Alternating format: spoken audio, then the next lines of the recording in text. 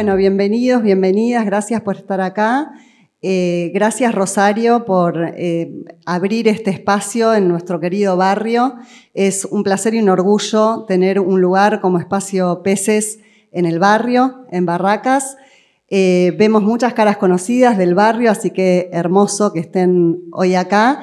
Espacios Peces tiene un Instagram que los y las invito a seguirlo, es Espacio Peces. Y hoy inauguramos con Eduardo, muchas gracias Eduardo por estar acá, una serie de entrevistas públicas que van a estar subidas después al canal de YouTube de Espacio Peces, que también se llama Espacio Peces el canal. Lo voy a presentar a Eduardo y después empezamos con la entrevista. Cuando termine la entrevista queda abierto el micrófono para preguntas de ustedes.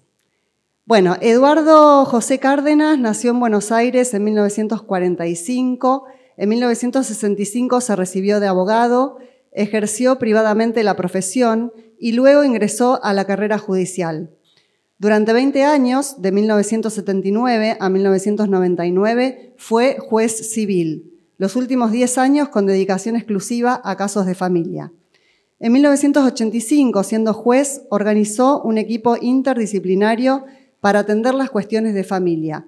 Hasta que se retiró en 1999, con este equipo fue perfeccionando intervenciones que, apoyadas en la ley y el proceso judicial, operaron cambios favorables en las familias en transformación para que pudieran estabilizarse en un nuevo ciclo de vida. Como fruto de ese trabajo grupal surgieron 2 libros, La familia y el sistema judicial, una experiencia innovadora, y Familias en crisis, intervenciones y respuestas desde un juzgado de familia.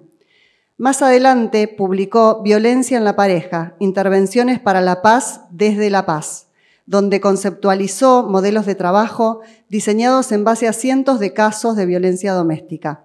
En 1992 integró el pequeño grupo de abogados, psicólogos y trabajadores sociales que organizó la Fundación Retoño. Ese mismo año comenzó a hacer docencia en dicha institución, centrándose decididamente en la mediación familiar. Y pocos años después publicó La mediación en conflictos familiares, lo que hay que saber. En su juzgado había plantas y peces y espacios donde las infancias pudieran jugar.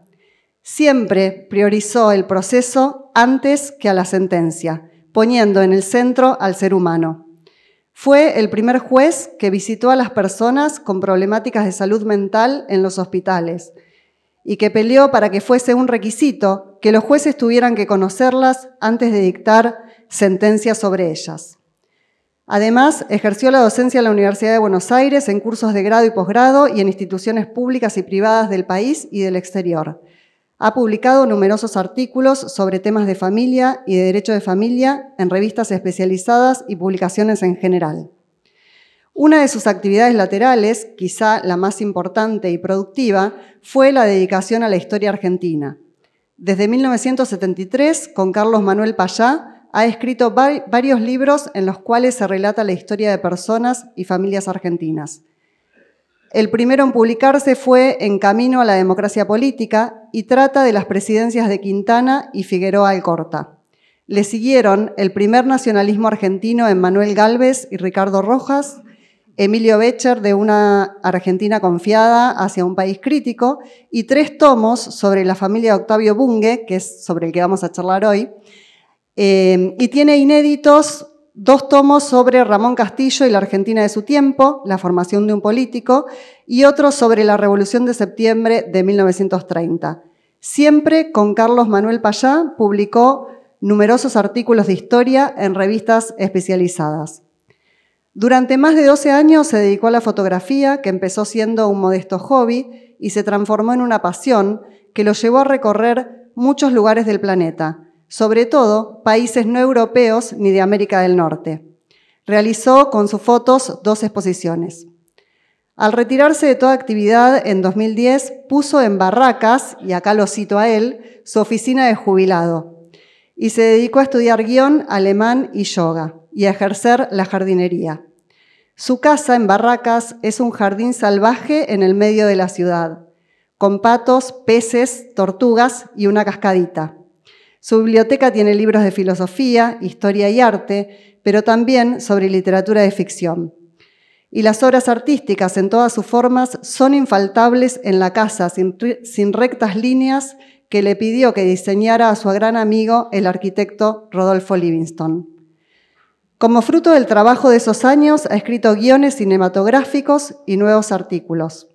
A sus 80 años quiso dejar lo sustancial de su obra pública en una página web llamada eduardocárdenas.com.ar, para que los eventuales interesados pudieran consultarla y utilizarla gratuitamente. De todos modos, asevera que el centro de su vida, desde 1967, cuando se casó, ha sido su mujer, María Luisa, que está acá, la saludamos, y sus 4 hijos, a los que se sumaron hijos políticos y luego 8 nietos. Con ellos ha viajado por el mundo. No hay persona, y eso lo podemos ver hoy, constatar hoy, no hay persona que conozca a Eduardo que no lo nombre con una sonrisa. Bueno, te damos la bienvenida, Eduardo, de esta manera, con este homenaje también. Muchas gracias por estar acá. Contanos un poquitito cómo nació la idea de contar la historia de la familia Bunge. Bueno, estamos entre amigos, así que les voy a contar la verdad.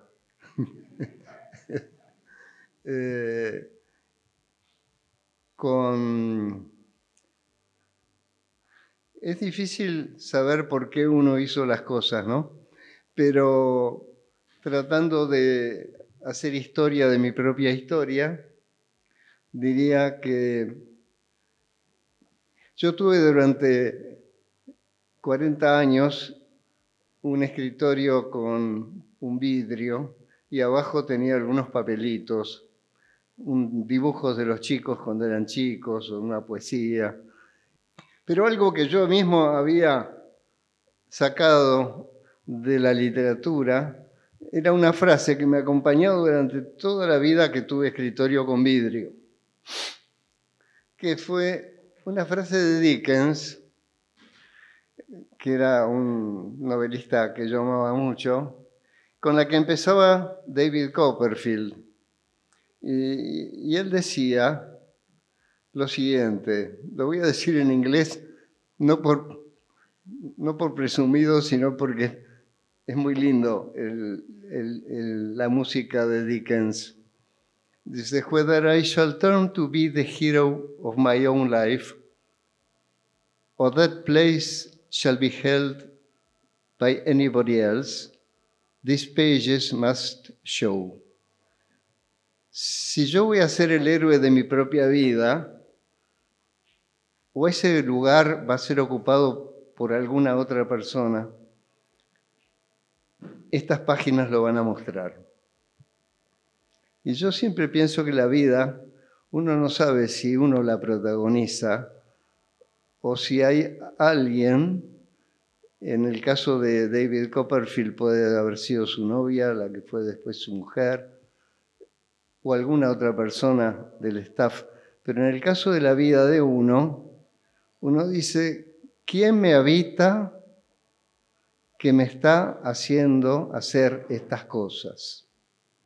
Y eso lo sabremos solamente después de morir.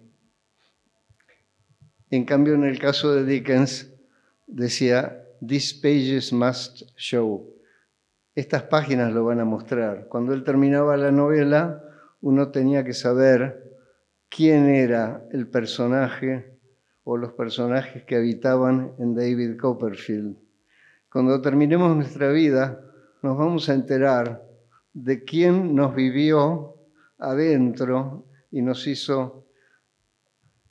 Para los religiosos, esa persona es Dios, nada menos.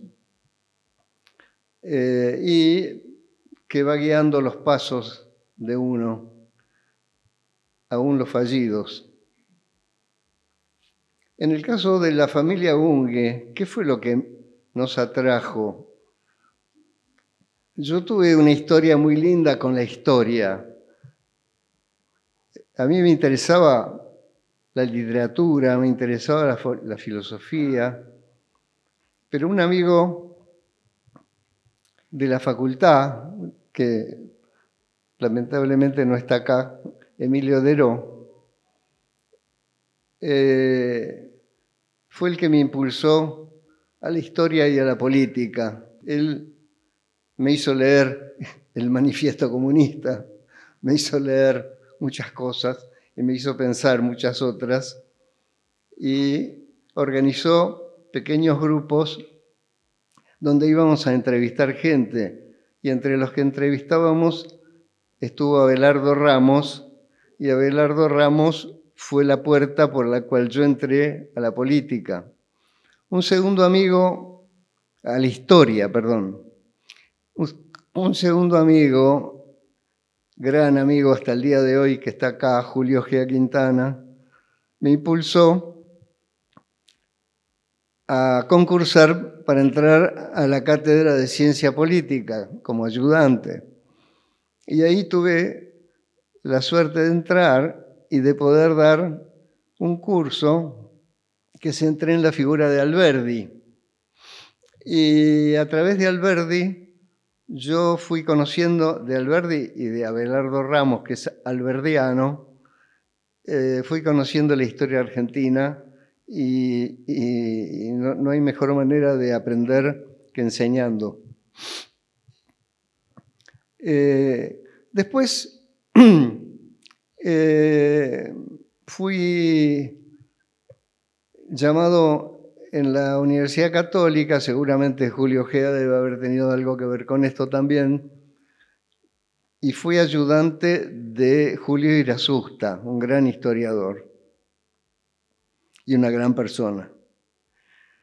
Y el otro ayudante era Carlos Payá. Carlos Payá, teníamos casi la misma edad, hoy en día ha fallecido, y yo quiero que este acto tan lindo sea un homenaje a él. Él era un gran historiador. Y a poco de andar los dos como ayudantes de Julio Irazusta, nos hicimos algo amigos, y él me propuso escribir algo juntos. No sé si es interesante lo que estoy contando. Totalmente, ¿no? A lo mejor no le interesa a nadie. Bueno, cualquier cosa me parás. Sí, por supuesto. Entonces, yo en esa época andaba muy interesado en el tema de las culturas indígenas, aborígenes, precoloniales, y estudiaba mucho, iba a la universidad, al Museo de la Plata, y ahí consultaba a los viejos antropólogos y arqueólogos que habían fundado la primera visión. Leí mucho a Rodolfo Kusch en esa época, ya a Murena, y estaba muy interesado en eso. Entonces le propuse ingenuamente a Carlos Payá, en cambio, a él le interesaba la historia de la democracia, de cómo se había llegado de los regímenes oligárquicos a la democracia, el paso, ese paso dificultoso entre el 80 y el 12, y el 16 y el 20. A él le interesaba esa parte de la historia argentina. Y yo vine a proponerle de escribir sobre los indios. Casi me saca corriendo. Y a mí en realidad los indios me interesaban porque yo había encontrado que el indio y el criollo tenían mucho que ver con el peronismo. Yo me estaba haciendo peronista, y Carlos Payá, en cambio, estaba en otra sintonía. Por suerte, yo seguí estudiando por mi cuenta todo eso, pero me di cuenta que si quería escribir algo con Carlos tenía que consentir en cambiar de siglos. Y así fue. De modo que quedamos en escribir algo sobre el siglo, la segunda mitad del siglo XIX. Bueno, estábamos en eso. Pero uno nunca sabe quién lo habita hasta que se muera. Y la historia entonces comienza por otro lado. Yo entro a tribunales en el año 73 y ahí encuentro un gran amigo, Eduardo Biule, que por suerte está acá. Y fue para mí un paraíso tribunales. Y ahí, ¿qué pasó? Nos regalaban cada 3 meses o 4 tomos de jurisprudencia argentina, encuadernaditos del derecho, jurisprudencia argentina, la ley, etcétera, que todos teníamos de propiedad nuestra esos tomos. En realidad no era propiedad nuestra, era propiedad del juzgado o de la secretaría. Yo era secretario de tribunales. No tenía un peso y quería estudiar historia y necesitaba libros. Yo no tenía una biblioteca de historia. Y un día llegó un señor, vendía libros y era un gran historiador. De esos grandes historiadores que la gente común no tiene por qué conocer. Andrés Carretero se llamaba. Era pobre como las arañas. Le faltaban dientes, no tenía plata para ir al dentista, pero era una pila de sabiduría. Entonces nos hicimos grandes amigos, pero él no me podía vender libros porque yo no tenía un peso. Entonces hicimos un negocio. Yo le vendía los libros que a mí me regalaban de jurisprudencia y él me traía libros. Él a su vez vendía los libros de jurisprudencia. Era un tráfico ilegal. Iba a decir, parecía un tráfico ilegal, ¿no? Totalmente. El primer tráfico ilegal que hice. Entonces un día viene Andrés Carretero, justamente coincidiendo con mis diálogos con Carlos Payá, y me dice, Eduardo, dice, Félix Luna pide que vos escribas un libro de su colección. Digo, si no lo conozco a Félix Luna, te conoce a través mío. Sabe lo que sabés de historia, sabe tu forma de pensar y quiere que vos tomes un tomo de su colección. Él estaba haciendo una colección que se llamó Memorial de la Patria, que cada tomo está hecho por un historiador diferente. Entonces yo me iluminé y le dije, bueno, yo acepto siempre y cuando pueda hacerlo con Carlos Payá. Bueno, lo voy a consultar. Aceptado. Tomamos entonces la historia y ahí empezó la colaboración con Carlos Payá. Escribimos un libro sobre las presidencias de Quintana y Figueroa Alcorta. Bueno, y después seguimos escribiendo juntos, y ya sobre temas que habíamos elegido. Y el segundo tema fue el primer nacionalismo argentino en las figuras de Manuel Gálvez y Ricardo Rojas. O sea, los primeros libros de Manuel Gálvez y Ricardo Rojas eran un incipiente nacionalismo. Nacionalismo del centenario, no nacionalismo fascista posterior, sino un nacionalismo romántico, más bien literario, del 1910. Entonces nos asomamos a las familias Gálvez y Rojas. Ahora, la familia Gálvez teníamos algunos vínculos de amistad anteriores y era muy fácil encontrarlos. Los 3 hijos de Manuel Gálvez, el gran novelista argentino, vivían y eran entrevistables, y a través de Manuel Gálvez nos acercamos, escribimos el libro y nos acercamos a la figura de la mujer de Manuel Gálvez, que era Delfina Bunge.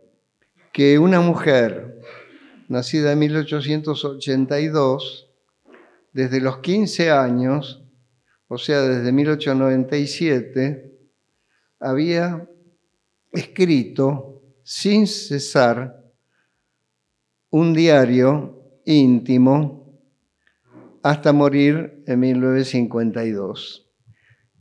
En el mundo entero había muy pocos diarios escritos con tanta profundidad, tanta belleza, y que cubrieran un periodo de tiempo tan largo. Y además el diario tenía distintos niveles, porque estaba toda la vida cotidiana de una chica, de una familia de una clase alta, una vida de mujercita, ¿no? En medio de un montón de hermanos y una hermana, y estaba la vida cotidiana, la vida sentimental, la vida de las fiestas, la vida del dinero, de cómo se administraba el dinero en esa casa, etc. Entonces, eso ya tenía un interés muy grande, pero también había un nivel literario. Ella después fue una poetisa importante, admirada y traducida inclusive por Alfonsina Storni, un feminismo también pionero, un feminismo diferente del de Victoria Ocampo. O sea, el diario tenía distintos niveles y el más profundo de todos era un nivel religioso, en donde ella descubre en el colegio y en sus lecturas una vida de una intensidad mística. Entonces, ese diario, y ella al diario le había dado una importancia notable. No era que escribía un diario como muchas veces nosotros hemos escrito en algún momento algún diario y después lo abandonamos, sino que para ella era una misión escribir ese diario. Lo hacía por algo y para algo. A tal punto que después de grande lo pasó a máquina hasta que murió, no íntegramente, pero lo fue pasando a máquina con copias para sus hijos, porque ella tenía la certeza, la luz de que ese diario era algo importante. ¿Y ustedes cómo llegaron al diario? Y la otra pregunta es, cuando lo descubrieron, ¿se dieron cuenta que lo que ella contaba ahí también era un símbolo de la historia argentina de ese momento, ¿no? Una vez vos dijiste que contar la historia de la familia Bunge era entrar a la historia argentina por la cocina. Y es muy lindo ese concepto, también si lo podés explicar. El diario de Delfina nos introdujo en un mundo de la política, de la vida cotidiana, de los estudios, de la vida de una mujer, pero también de una familia. Y ahí, porque nosotros empezamos escribiendo la historia de Delfina Bunge. Yo en esa época era muy religioso y también eso me atrajo enormemente. Hoy en día me vuelve a atraer, debo decir. Pero también pasé por unos años en donde ese diario me interesaba también, pero yo estaba en contra. Y creo que eso fue bueno, ver las luces y las sombras de esa vida. Pero un día, después de haber trabajado enormemente, porque el diario yo lo fiché, o sea, lo leía y lo fichaba, y me llevó mucho tiempo eso. Y Carlos Payá, mientras tanto, se había quedado más... la figura de Delfina le interesaba, pero él veía más los aspectos negativos. En cambio, la figura del hermano mayor de ella, Carlos Octavio, que era un intelectual poderosísimo de principios del siglo, le atraía mucho. A tal punto que en unas vacaciones él escribió un pequeño artículo sobre Carlos Octavio. el hermano mayor de Delfina, que había nacido en 1875. Y era un filósofo del derecho, pero también fue novelista, poeta, muchas cosas. Y entonces un día Carlos me dice, tenemos que cambiar. Sas. Sí, no escribamos sobre Delfina Bunge, escribamos sobre la familia de Octavio Bunge. Y resultó un éxito total, porque la familia la empezamos a historiar a partir del momento en que llega el primer Bunge a la Argentina. Carlos Augusto llega en 1827, en la época de Rivadavia. Y cada una... Y después él se casa con una criolla de familia muy rica y distinguida y tienen 8 hijos. El último de los 8 es Octavio Bunge, que es el que da nombre a esta obra. De modo que son 3 generaciones. La de Carlos Augusto, el comerciante que viene de Alemania, la generación que hoy en día llamamos rápidamente la generación del 80, que son todos los hijos de Carlos Augusto y General Peña Leseca, y la generación que hoy en día llamamos del centenario, que eran los hijos de Octavio Bunge. Ahora, resulta que eran 3 generaciones que eran maravillosas, porque era, como dijo Inés recién, la cocina del país estaba en esas 3 generaciones. La generación de la primera, la generación que había hecho la Revolución de Mayo. En realidad, los parientes de quien se casa Carlos Augusto el primero estaban todos en contra de la Revolución de Mayo, porque eran los Peña y los Lezica, que eran gente del monopolio español.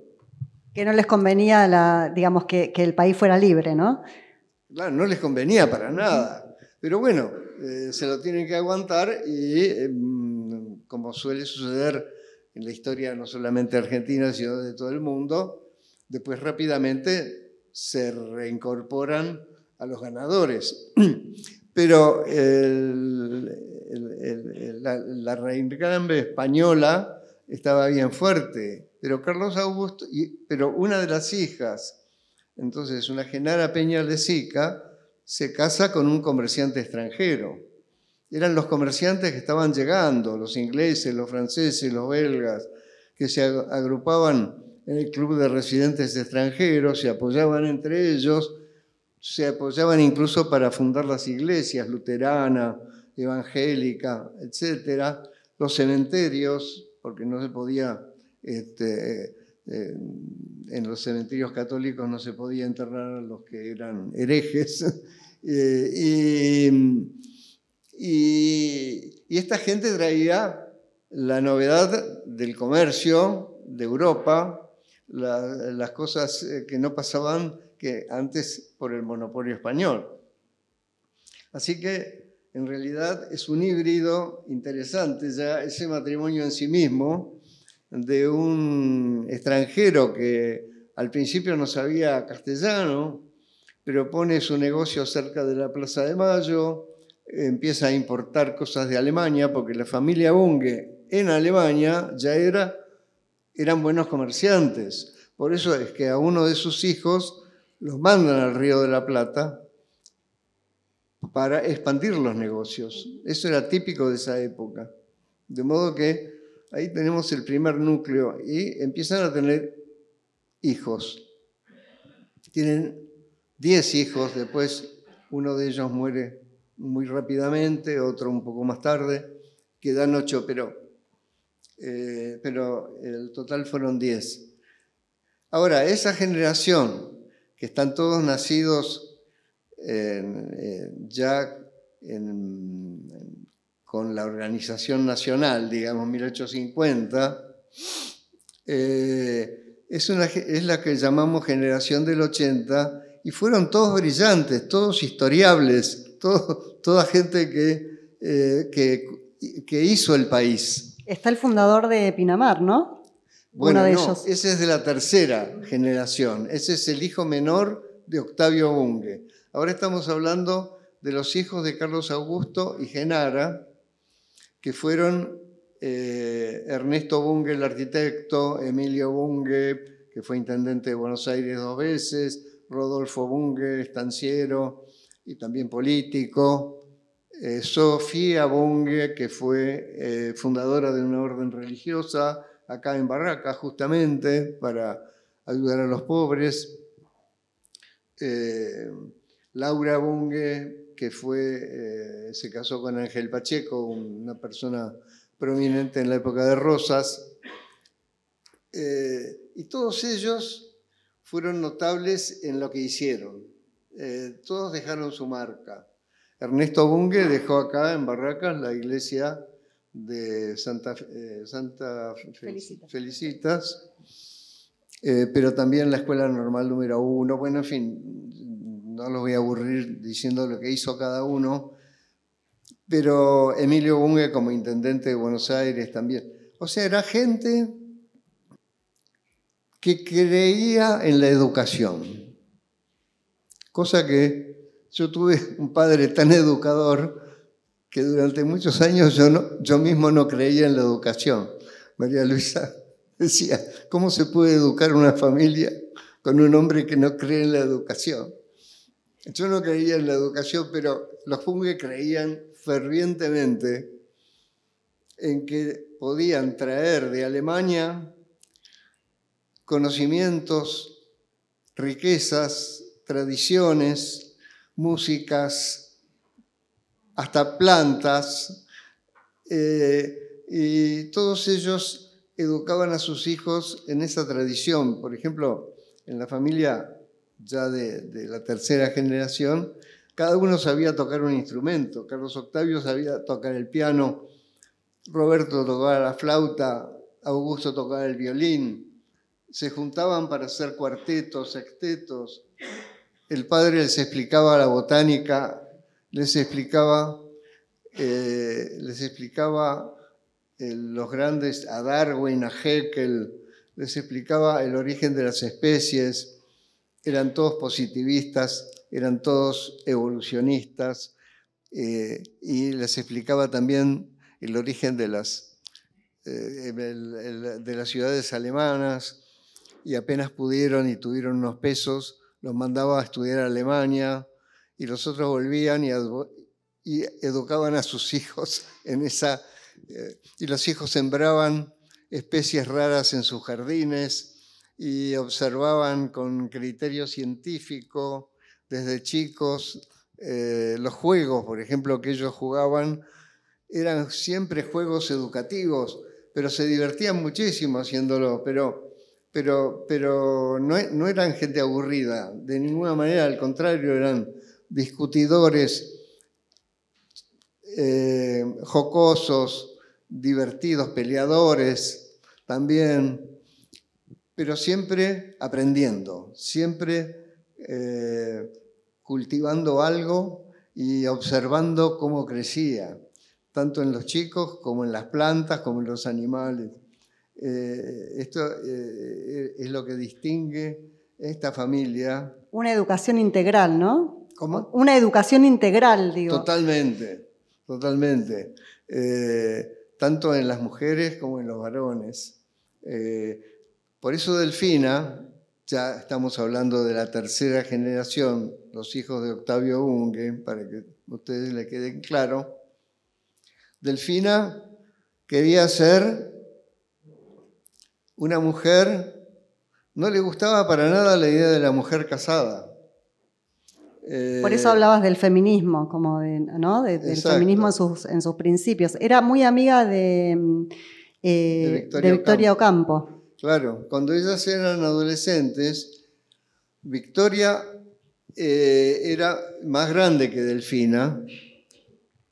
Victoria era una persona notable, la he conocido personalmente porque tuve que entrevistarla con Carlos Payá varias veces con motivo de su amistad con Delfina, y después ella además lo escribió en sus memorias. Generosamente nos dieron fotocopia de todas las cartas que se cruzaron entre ellas.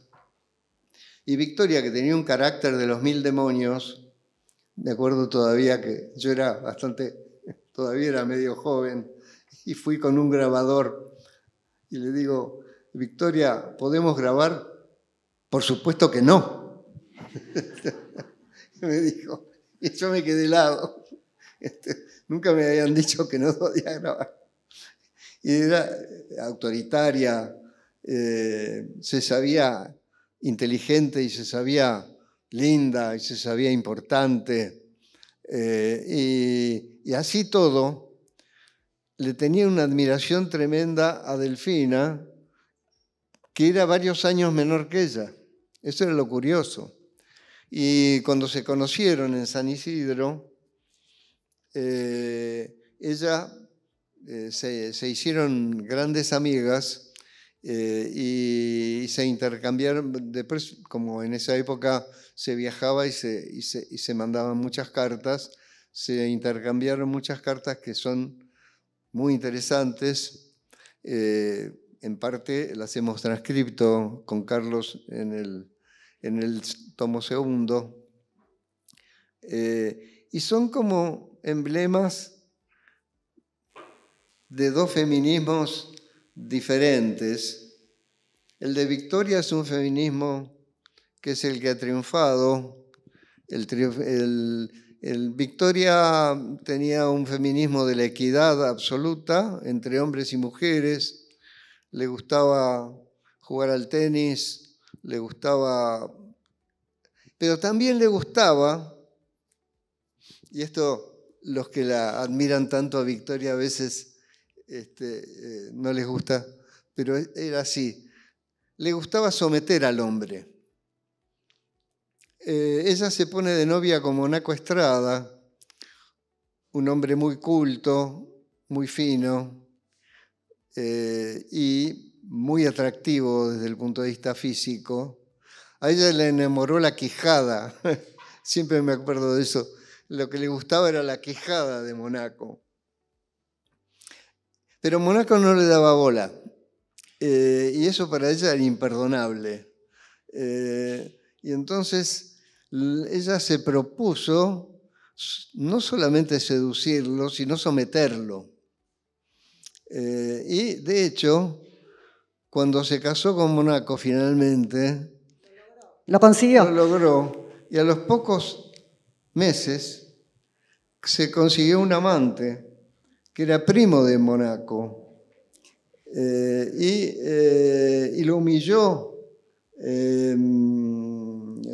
O sea, todo era secreto, por supuesto. Victoria andaba en un coche de caballos con las cortinitas bajas. Cuando iba al cotorro de su amante, que era Julián Estrada, un hombre bellísimo también. A Victoria le seducía mucho la belleza de lo masculino y lo decía sin ningún problema, cosa que en aquella época no correspondía en una chica, ¿no? Y no sé cómo habrán sido los intercambios coloquiales entre Victoria y Delfina, tan diferentes. Delfina, una persona que rehuía el matrimonio, rehuía el noviazgo, porque no quería someterse, lo que quería era tener una vida de trabajo, siempre quiso tener una vida de trabajo intelectual y de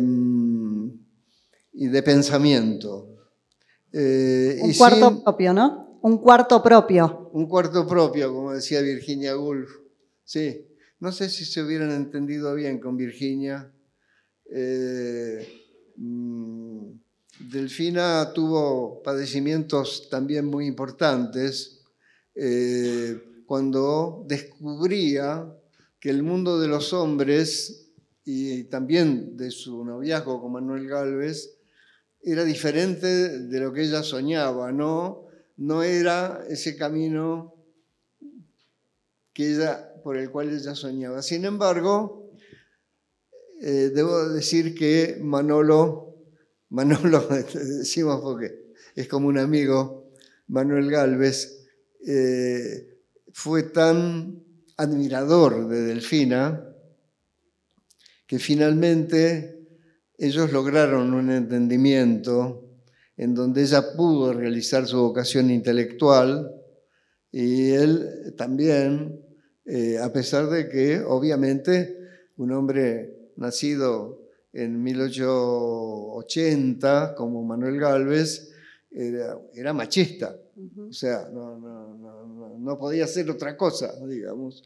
Y sin embargo, él fue entrando dentro de la atmósfera de Delfina hasta que ella, en mi sentir, en los últimos años, estaba completa, digamos. Había llegado del otro lado de la vida sin mutilaciones.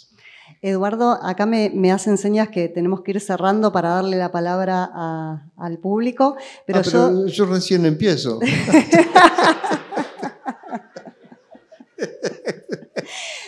Por eso los invitamos a leer los libros, los 3 tomos que están acá en la entrada del salón, pero yo no puedo terminar la entrevista sin preguntarte algo que vos dijiste al principio de la entrevista y por lo menos a mí me interesa mucho y supongo que a muchos y muchas de las que están acá también les debe interesar, que es, en un momento dijiste, me fui haciendo peronista. Kuch y me fui haciendo peronista. Y me gustaría saber cómo fue ese proceso. Bueno, la explicación ahora me doy cuenta, porque el otro día la candidata de La Libertad Avanza dijo que los peronistas eran enfermos mentales. Y entonces ahora me doy cuenta que si yo tenía vocación por los enfermos mentales, iba a terminar peronista.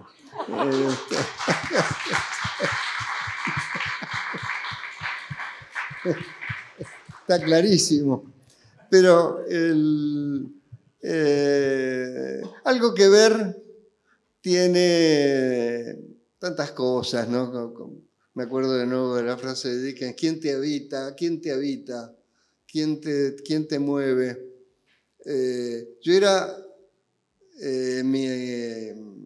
cuando tenía 14, 15 años, era dostoyevskiano. Yo leía Dostoyevsky. Cuando entré a la facultad teníamos clases obligatorias, yo me sentaba en el último banco y en vez de escuchar a grandes genios del derecho como Bordas, Jambías, que eran nuestros profesores, leía Dostoyevsky. Leí Crimen y Castigo. Para mí fueron experiencias notables, ¿no?